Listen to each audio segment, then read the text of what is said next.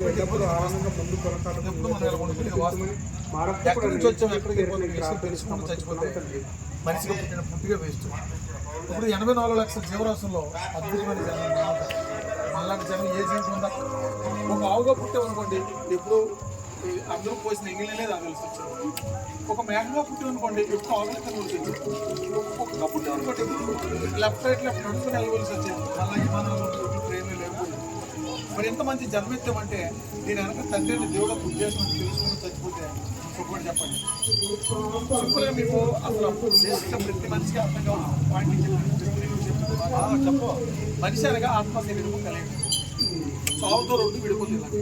నా పేరు పప్పులు రామకృష్ణ, నాకు రెండో ఆత్మీయ చచ్చిపోయి అనుకోండి ఏం చేస్తాం బయట కూడా బయట అక్కడికి వచ్చి మనం అంతా కొన్ని వాస్తవాలు పలుకుతాం. ఏంటి అయ్యో రామకృష్ణ చచ్చిపోయాడు ఆయన వెళ్ళిపోయాడు. మరి ఈయన ఎవరు సాగు మీద గట్టేసి కొడుకు పెట్టాడు.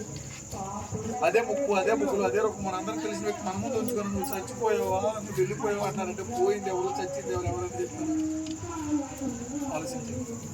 వెళ్ళిపోయినటువంటి రామకృష్ణ ధరించుకున్న శరీరం శవం దొక్కింది. ఈ గడ్డి మీద పడుకుని దానికి పెట్టి పేరు రామకృష్ణ కాదండి, దీని పేరు డొక్కు శవం మార్పులు దేహం ఇది. మరి రామకృష్ణ ఎవరు? నేను మాట్లాడుతున్న శబ్దం మీ చోటు పడుతుంది, దాని పేరు రామకృష్ణ.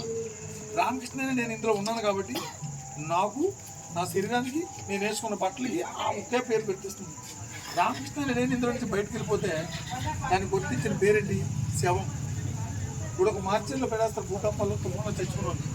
అక్కడికి పోలీసులు వెళ్తారు కాగితం పూత కొట్టుకొని ఇది రామకృష్ణ బాడీ అండి అంటారు. అదేంటి మరి ఇప్పుడు రామకృష్ణ బాడీని ఎందుకు అంటలేదు? అంతా కలిపి రామకృష్ణ అని అంటున్నారు కదా. రామకృష్ణ బయటకు వెళ్ళిపోతారు ఇది రామకృష్ణ బాడీ అన్నారు, అప్పుడు రామకృష్ణ ఎందుకు అనట్లేదు? కాబట్టి రామకృష్ణ వేరు రామకృష్ణ బాడీ వేరు. ఇప్పుడు ఆత్మ శరీరం రెండు వేరేని ఇప్పుడు మీరు చెప్పారు. రామకృష్ణ నేను ఇందులో ఉన్నాను కాబట్టి శరీరం పనిచేస్తుంది. రామకృష్ణ నేను ఇందులో నుంచి బయటకు వెళ్తే శరీరం పనిచేస్తుందా? చేయదు. ఎవరి మీద ఆత్మ శరీరం అందుకు దేవుడు పెట్టిన పేరు జీవింపజేస్తుంది. ఈ శరీరం కేవలం నిష్ప్రయోజనం ఎన్నికలు. ఎంత నిష్ప్రయోజనం అన్నారంటే ఆవు చచ్చిపోయిన కొంటారు, గొర్రె చచ్చిపోయిన కొంటారు, మేక చచ్చిపోయిన కొంటారు, మనం చచ్చిపోయిన కొంటారు, ఒట్టించినది తీసుకోరు. అంత నిష్ప్రయోజనం. ఎస్ ఇప్పుడు చెప్తాను చూడండి, అంత నిష్ప్రయోజనం.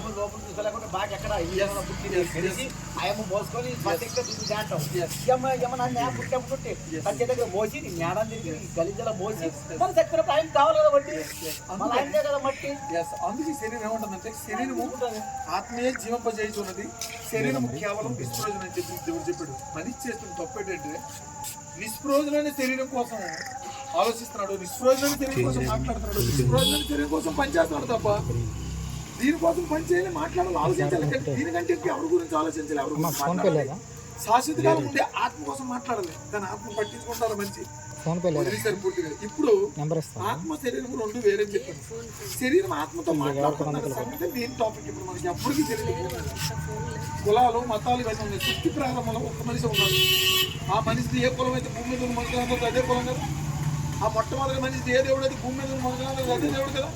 ఇన్ని మతాలు ఇన్ని కులాలు ఎక్కడి నుంచి వచ్చినాయి, ఇన్ని దేవుళ్ళు ఎక్కడి నుంచి వచ్చినాయి, ఎంత రాజకీయం జరిగిందని మనకు అర్థమైపోయింది. కాబట్టి రోజు రోజుకి మనం గ్రంథాలని పరిశీలి. ఇప్పుడు ఏం జరిగింది?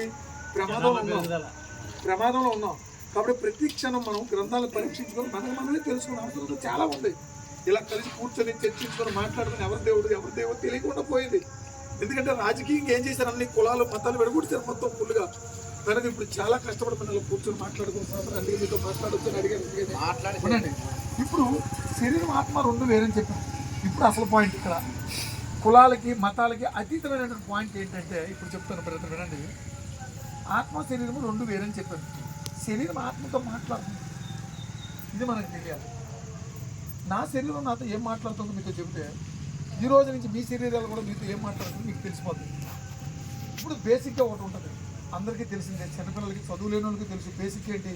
ఓ దొంగతనం చేయడానికి ఆత్మ ఆగింది అనుకోండి, శరీరము ఆత్మ అంటే వద్దొద్దు ఎవరైనా చూస్తే కొట్టేస్తారు, తిట్టేస్తారు అంటారు కదా. అయిపోయింది పాయింట్. మీరు కూడా వెళ్ళాలనుకుంటా, అదే అయిపోయింది ముగించేది ఒక పాయింట్తో. కాబట్టి ఇప్పుడు వినండి. ఇప్పుడు దొంగతనం చేయడానికి వెళ్ళినప్పుడు ఆత్మ ఏమంటుంది? వద్దు అంటుంది, శరీరం వెళ్ళమంటుంది. ఇది బేసిక్గా అందరికీ తెలిసిందే. ఇప్పుడు జనరల్గా ఇప్పుడు బేసిక్గా చెప్తే చూడండి, నా శరీరం నాతో మాట్లాడుతుంది. ఒరే రామకృష్ణ నువ్వు దొంగతనం చేయొద్దంటావు, వ్యభిచారం చేయొద్దంటావు, మోసం చేయొద్దంటావు, అబద్ధం ఆడొద్దంటావు, తాగొద్దంటావు, ఇవేమీ చేయను. నువ్వు వెళ్ళేటప్పుడు నీతో పాటు తీసుకెళ్ళిపోతాను అడుగుతుంది శరీరం. దీనికి ఇప్పుడు ఆన్సర్ చెప్పాలి మనం. 2 రోజులు వెనక ముందు నన్ను పాతేస్తున్నావు, కట్ల మీద కాల్ చేస్తున్నావు, నువ్వు వైకుంఠం వెళ్ళిపోతావు. నిన్ను వైకుంఠానికి పంపించడానికి నా కోరికలని నేను ఎందుకు చంపుకోవాలి? నాకు దక్కన వైకుంఠం నువ్వు వెళ్ళగలిగిపోతావు, నేను చూసుకుంటానని ఛాలెంజ్ చేసింది మన శరీరం. అందుకే పొద్దున్న నుంచి సాయంత్రం వరకు, పుట్టి నుంచి చచ్చినంత వరకు మన శరీరం మనకు నేర్పుతున్న జ్ఞానం తెలుసా? అలాంటి పొలం కొట్టే, అలాంటి ఇల్లు కొట్టే, ఆ మందు కొట్టుకెళ్ళిపో, ఆ వ్యభిచారానికి వెళ్ళు, ఈ అబద్ధం ఆడి, ఇది మోసం చేయి, ఇదే కదా చెబుతుంది. ఎందుకంటే మంచిది ఏమని చెబుతుందా? ఇంత భయంకరమైన పాపాన్ని చేయిస్తున్నటువంటి శరీరం మాయలో నుంచి తప్పించడానికి 2000 సంవత్సరాలు యేసుక్రీస్తు వచ్చి ఏ శరీరాన్ని నమ్మి మనం నరకానికి జారిపోతున్నాం అదే శరీరాన్ని నలగొట్టుకొని చూపించాడు. ఊరే బాబు ఇది వేస్ట్ రా, ఇది ఒట్టి డొక్కిది, అసలు ఆత్మగా మనం ఉన్నాము, మనం ఇంపార్టెంట్, ఇది కాదని చెప్పేసి మీరు శరీరం ఇంపార్టెంట్ అని అనుకుని పోతున్నారు. అందులో మీరు ఉన్నారనే సంగతి మీరు మర్చిపోయిన శరీరాన్ని చెడకూడదు చూపిస్తే పరలతో కొడుతూ మాట అంటాడు, తండ్రి మీరు ఏమి చేస్తున్నారు, మీరు ఎరుగురికి క్షమించంటారు. చూడండి, నేను ఏ తప్పు చేయలేదు, నన్ను ఎందుకు కొడుతున్నాను ఆయన కంప్లైంట్ ఇవ్వాలి. అలాగనట్లా మీరు ఏమి చేస్తున్నారు, మీరు ఎరుగురికి క్షమించి, ఏటి ఎరుగురు?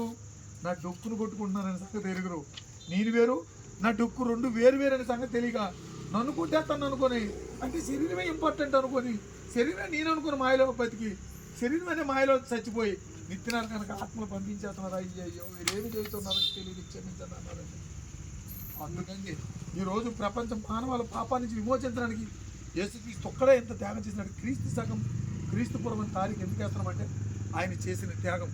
అందుకే ప్రపంచ ఐక్యరాజ్య సమితి ప్రపంచంలో ఏ దేశంకి వెళ్ళినా క్రైస్తవులకు ఎందుకున్న 2024 సంవత్సరాల నుంచి క్రీస్తు సామ్రాజ్యం నడుస్తుంది. సృష్టి ప్రారంభించిన 4 సామ్రాజ్యాలు పరిపాలించాయి. 1000 సంవత్సరాలు, 500 సంవత్సరాలు, 300 సంవత్సరాలు, 4 సంవత్సరాలు పూర్వం తర్వాత ఈరోజు క్రీస్తు సామ్రాజ్యం 2024 సంవత్సరాల నుంచి నడుస్తుందంటే ఆయన చేసిన త్యాగం ఎంత ఉండదు. ఎంతవరకు మీరు విన్నారు, మీరు కూడా వెళ్ళలేము. శరీరం ఎంత సంబంధం ఉండదంటే నూనెకి ఒత్తికి అంత సంబంధం. ఒత్తి ఎదగాలంటే నూనె కావాలా, నూనె కావాలంటే ఒత్తి కావాలా, ఆత్మ కావాలంటే శరీరం కావాలి.